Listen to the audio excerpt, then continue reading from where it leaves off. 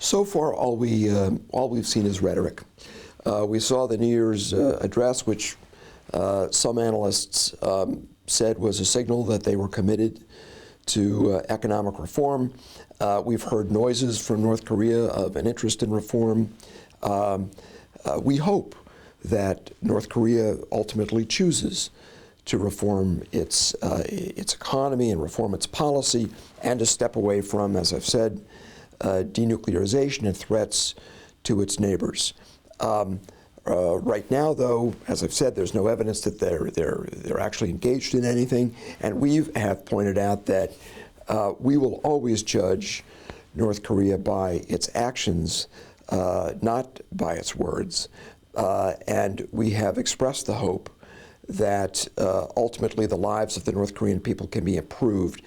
The most recent signal that we've seen from North Korea is particularly troubling because they seem to be linking the United Nations action, the unanimous adoption by 16 nations of Resolution 2087, to their economic situation by signaling to their people and to the world that they can't go forward with economic reform as long as they are facing, as they put it, a hostile response from the rest of the world. Of course, the rest of the world is not seeking to convey a hostile message to North Korea. The rest of the world is simply trying to enforce the rules of the international system.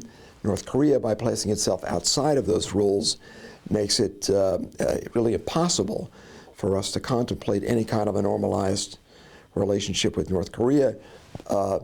So it's the sad truth that the big losers from North Korea's continued provocations, I think, are going to be the people of North Korea who won't have the benefit of reform, who won't have the benefit of opening by the government, and certainly the six-party process that we would have hoped to have restarted is put off indefinitely while we have now to deal with these threats from North Korea, the threats to their neighbors, the threats to explode another nuclear device, the renewed commitment they've made to continue to launch ever more powerful rockets. None of this is conducive to peace and stability in the region. None of this is conducive to a North Korea that would be part of the international system. All of this makes it very, very difficult for the other members of the six-party process, and indeed the entire international community, to find a way forward on the North Korean issues that can benefit the people of North Korea. So for us, it's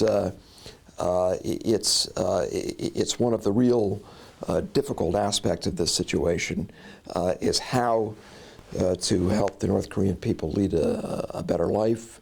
And we call on Kim Jong-Un and we call on his government to put their people first, to educate their people, feed their people, turn away from the expenditure of vast sums of money on these weapons, these missile systems, these nuclear tests, and come back into the international system, live up to their commitments, abide by the word of the United Nations Security Council.